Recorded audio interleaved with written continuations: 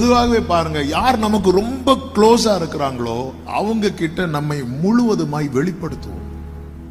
நம்முடைய லைஃப்ல நம்முடைய சீக்ரெட் பார்ட் யாராவது ஒருத்தங்கள்ட்ட சொல்லியிருப்போம்.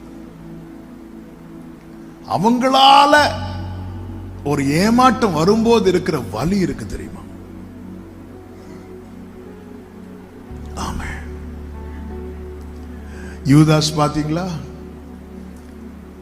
இயேசுவை எப்படி காட்டி கொடுத்தான் தெரியுமா? முத்தத்தினால. ஏன் முத்தத்தினால காட்டி கொடுத்தான் தெரியுமா? அந்த கூட்டத்தில் யூதாஸுடைய முத்தத்தை அக்செப்ட் பண்ணக்கூடிய ஒரே ஒருத்தர் ஜீசஸ் மட்டும்தான்.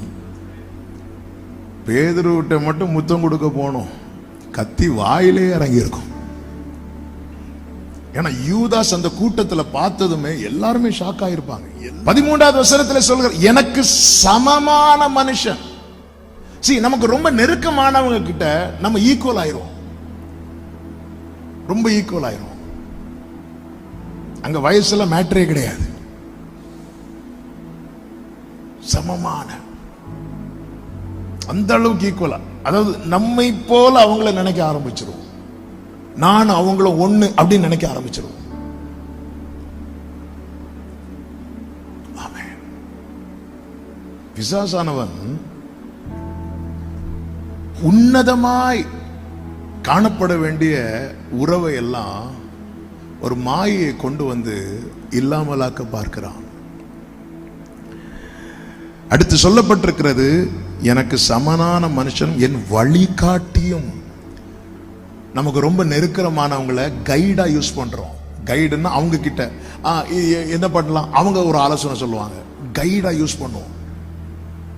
எந்த காரியம் வீட்டுக்கே தெரியும், என்ன சொன்னாலும் அவன்கிட்ட கேட்டுதான் பண்றான், அவள்கிட்ட கேட்டுதான் பண்றான். கைடா யூஸ் பண்றோம். அவங்கதான் எதுனாலும் அவங்க என்ன சொல்றாங்களோ அதுதான். இன்னைக்கு யூத் ஃபெஸ்டுக்கு இந்த கலர் ட்ரெஸ் தான் போட்டுட்டு வரணும். நேத்தே பேசியாச்சு, உங்களை சொல்லல. உங்களுக்கு யாருக்காவது இடிக்குன்னா உங்கள்கிட்ட சொல்லிட்டு இருக்கிறேன். வழிகாட்டி, என் சமனான மனுஷனும் என் வழிகாட்டியும் என் தோழனும் ஆகிய நீயே அவன்.